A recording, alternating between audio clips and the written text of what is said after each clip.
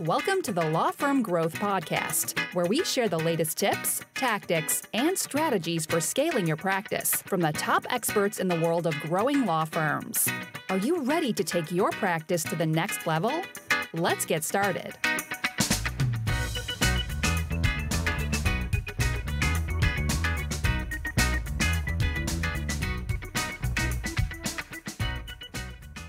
Hey everybody, welcome back to the Law Firm Growth Podcast. I'm your host as always, Jan Roos, and I am here to discuss in depth what I think is the number one objection that people have a hard time dealing with, and the number one way that people end up shooting themselves in the foot when it comes to scaling up their sales process, which is ultimately responsible for scaling up their marketing, which is ultimately responsible for getting outside of referrals, which is something that everyone needs to do on the path to seven figures and beyond.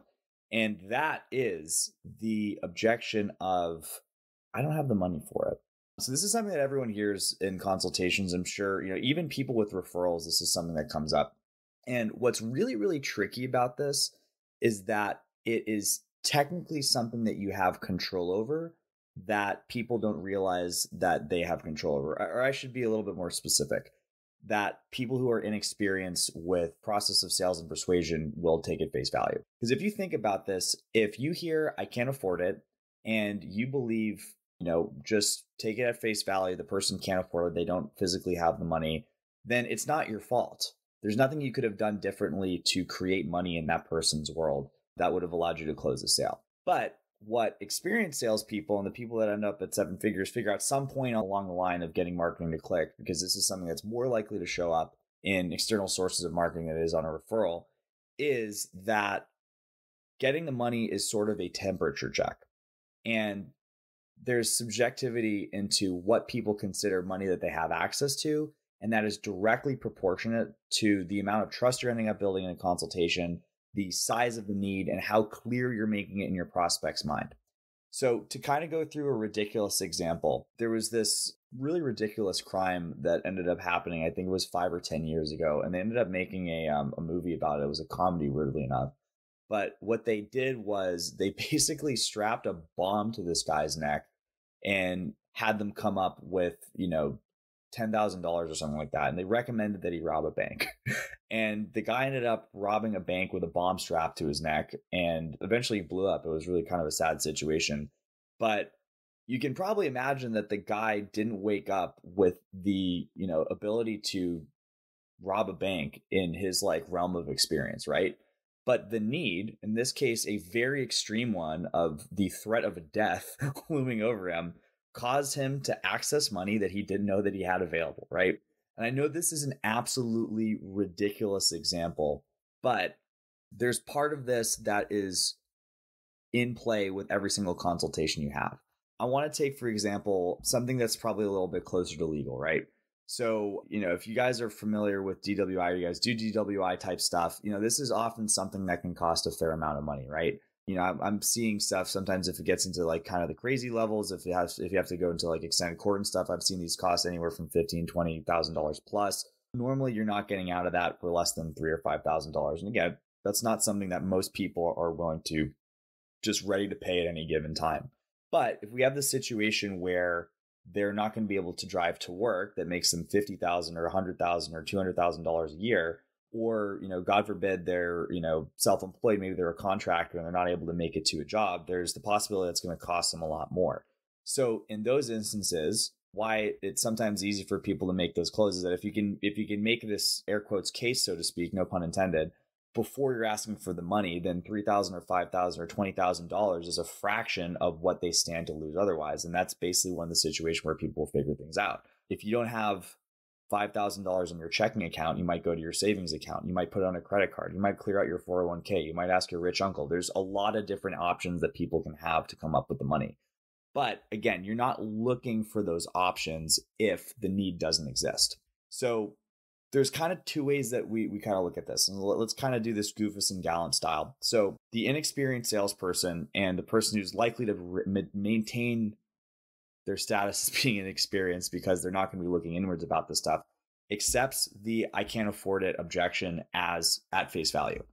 But the reality is The experienced salesperson finds that as a very, very small percentage of the people. So for somebody to actually not be able to afford something, they have to literally have no money in their checking account, no money in their savings account, complete inability to pull any money out of any, long-term savings account, IRA, 401k, et cetera. If they have credit cards, they're going to be maxed out, and, they don't have anyone that'll pick up their call and be able to borrow their money. The amount of people that actually fit that bill is like really, really small. Like, these are the absolute, people at the total end of the rope. When I had to look this stuff up for doing a similar version of this for our internal program for case fuel clients, I actually ended up looking up the average amount of credit that an American has. And the number is actually north of $20,000. So unless you're charging $20,000 for your retainer, chances are, unless, again, somebody has, not to say that there aren't people who carry balances on their credit cards, but assuming that they're not at the end of the rope, that there's money that people have access to. So that what inexperienced salespeople accept as 100% of the people that say, I can't afford it, is actually a very, very small percentage if you actually find out people that aren't. And again, you don't want to take this stuff at face value either. You want to do your due diligence to do this. So the second type of person that the experienced salesperson will consider when somebody says, I can't afford it, is the person that does not know how they can afford it. They can't afford it, but they're not aware of it. One of the easiest ways that, and this is actually a line that I took, a coach that I had way back in the day. I'd give credit if I remembered who it was, but it's been a lot over the years. So instead of asking, hey, it's going to be this, that's, do you have the money for that? So, the price is going to be $5,000. What do you have access to, cash or credit? So just bringing that into the conversation just automatically opens up for most people on average about $20,000, right? And again, if the need is big enough, people will call family members. They will pull money out of their 401k. It's just a matter of how urgent we end up making it, right? But just expanding that definition just a little bit ends up taking people out of the most conservative way that people approach. And again, it's usually normally how people are going to represent it as being like, I don't have that money in my back pocket or in my checking account or my glove box or whatever, right? Now, the third possibility, and this is kind of the ugliest one to confront, is that they're saying they can't afford it because they know that if they're representing as somebody who can't close, you're going to leave them alone. But the reason that they're saying that is that they don't want to work with you. They don't think that the solution that you're proposing is the one they need, or any different situation that they could have. They think they can get it for cheaper or whatever, right? So ultimately, it's a smokescreen. They can't afford it. They just don't want to work with you. And this isn't something that most people are going to ask, but you have to realize that if you have the courage to ask that question, and more appropriately to do the due diligence to eliminate all the other options besides that question, then that's a much better data point because you're in control of that. The person that is blindly, taking that objection at face value is not going to be changing anything about how they manage a consultation. And they're more likely to be in the exact same place 1 month, 6 months, a year from now. The person who is able to ask the questions will not only find more people that they're going to actually be able to move forward with, but when you've done your due diligence on closing and you've made it all the way to determine that basically, hey, look, there's no other reason that somebody could logically not have the money for this, they just don't want to work with me, then you're going to be looking to do things differently in your next consultation. And not only are you going to be closing more deals in the future, but you're going to be more empowered to understand where the feedback is, right? One of the things that, but again, like I said, I don't want to minimize that. That's like a really difficult question to ask. So I think a lot of people will kind of default on logic, but it's really kind of a lack of, there's almost a pride or a narcissism in not wanting to confront the possibility that somebody wouldn't want to work with you. But at the end of the day, swallowing a little bit of humble pie is really, really super key in terms of getting the outcomes that you actually want, which for most people is going to be closing more business, right? But anyways, and this is something that like we've been kind of experiment. This is something that we see this happen with clients, but it happens with us as well as case fuel. So whenever we have a situation, and this ended up happening to me, this is something that happens on a decent. This is something that happens all the time with any service that you have, right? So you have somebody who ends up booking a consultation, and people reschedule. One reschedule is totally fine. I think life happens. That's something you can reasonably expect just because everyone's got stuff going on. If you get 2 reschedules, though, that usually means something to me. So if we ever have this situation, and I just go out and say this normally, if I have the second reschedule and I'm following up, or I'm having somebody on my appointment team follow up with somebody, I go like, hey, look, here's the deal. And this is the second time we've rescheduled it.